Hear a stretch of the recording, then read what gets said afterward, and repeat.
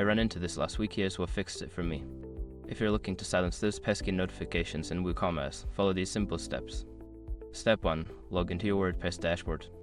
Access your WordPress admin area by entering your credentials. This is where you'll manage all your WooCommerce settings. Step 2. Navigate to WooCommerce settings. In the left sidebar, find and click on the WooCommerce option, then select Settings. This will take you to the main settings page for WooCommerce. Step 3. Go to the Emails tab. Once in the settings, click on the Emails tab at the top.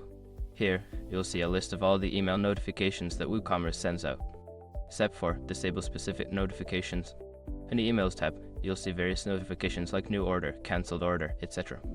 Click on the notification you want to turn off and uncheck the Enable this email notification box. Step 5. Save changes. After disabling the notifications, hit on T1, scroll to the bottom of the page and click the Save Changes button. This ensures your settings are applied. Remember, if you accidentally disable an important notification, you can always go back and re-enable it by following the same steps.